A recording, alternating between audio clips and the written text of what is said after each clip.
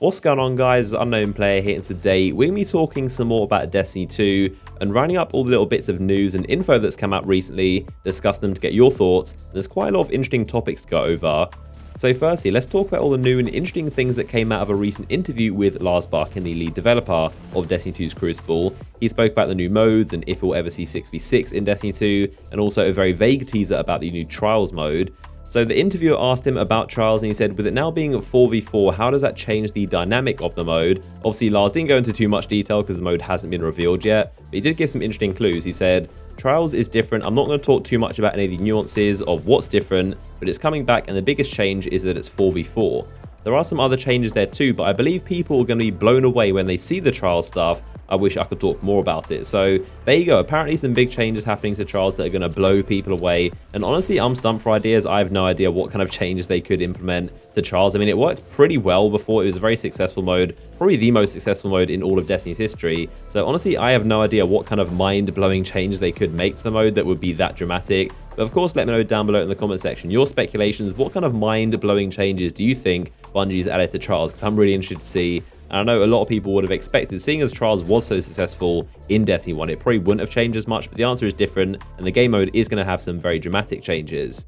Now, the interviewer also asked about larger Crucible game modes like Rumble and Clash being 6v6, and Lars simply replied saying that it's gone. So a lot of people did take this as Lars saying Clash the mode itself is gone, but Bungie have already confirmed that Clash is in Destiny 2, and Lars said it's gone. He's either talking about Rumble, which we know is gone, or 6v6 in general, which we also know isn't there, but Clash definitely is inside Destiny 2. We know it's confirmed. So Destiny 2 at launch is going to have 5 Crucible modes. Clash, Control, and Supremacy are the 3 in quick play, and then there's Countdown and Survival are the 2 in competitive. So 5 in total. Just want to clear that up. Clash is definitely not gone, but unfortunately 6v6 and Rumble are not in Destiny 2. Now, Lars in a later question went on to explain that 6v6 is also very unlikely to happen because the entire game is built around 4v4. All the maps are definitely kind of tailored to be 4v4, which is personally a little bit disappointing. I would love to see at least one rotating 6v6 playlist on bigger maps like Combined Arms, but from what Lars is saying, 6v6 is going to be very difficult, and they're still not sure at this point if they'll do it later down the line.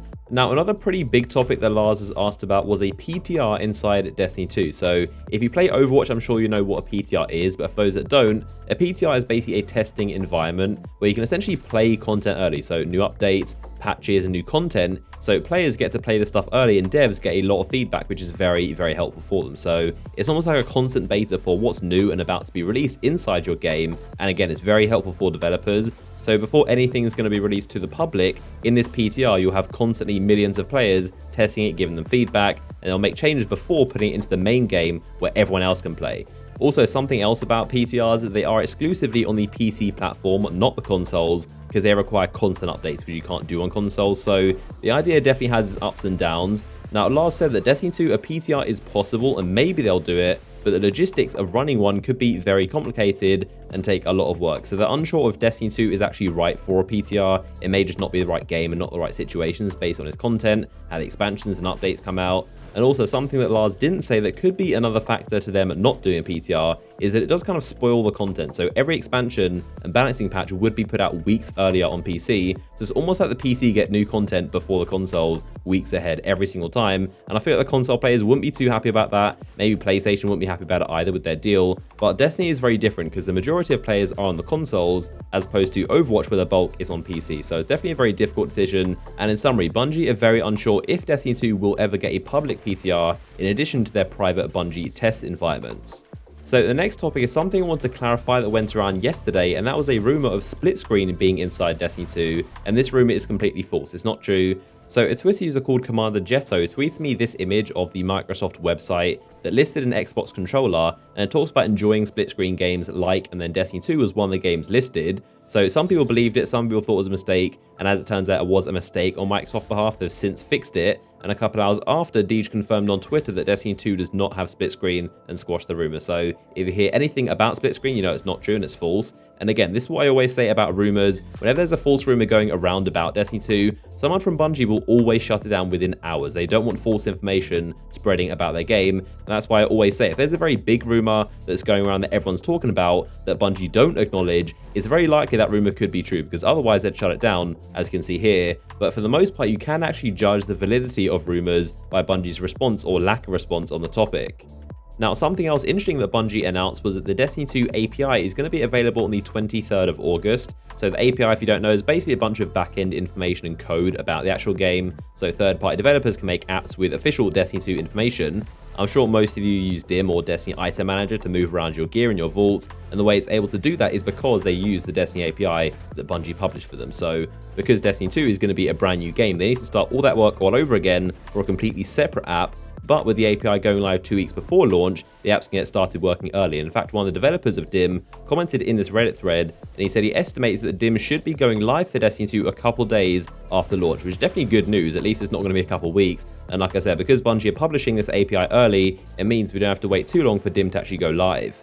Now, I have absolutely no idea how the API or the data inside works, but I was wondering if this means we'll see some leaks of people digging through the code and finding all the exotics and secrets. I really hope not, and I kind of doubt Bungie would make that information available if that was possible, but something interesting I thought of, and I kind of hope it's not the case, but I'm pretty sure it should be just placeholders and temporary information and not just a full list of every exotic inside Destiny 2. Now, in a previous video, I talked about Bungie's Ask Me Anything with IGN, and one question was asked if high armor gear is going to be more big and bulky and high agility gear is going to be all slim and lightweight, and Luke Smith simply said no, but since they've actually updated the question, and the new answer is kind of a yes. So Luke Smith said, which each piece of armor the design team considers its visuals before assigning stats to it.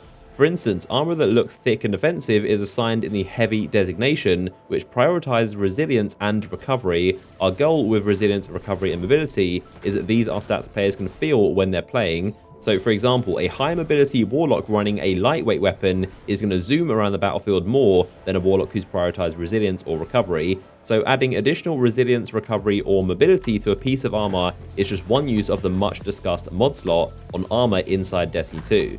So a pretty interesting answer, and definitely cool to see that's how the actual game is going to work. So if you do see some big and bulky armor, you know the designers are going to put it in the heavy category, which means it's more likely to roll with high armor perks as opposed to mobility, because the designers put it in that heavy category. He also talks about the high mobility character using a weapon with lightweight perks, so that's going to make him move a lot faster, and also that resilience, recovery, and mobility is just one of the many uses for the mod slot. So pretty interesting stuff right there. So there you have it. That is a roundup of all the recent news and interesting bits of info that I want to discuss with you guys. As always, a like rating on the video would be much appreciated if you enjoyed. Comment down below all of your thoughts, and I'll see you guys in the next one.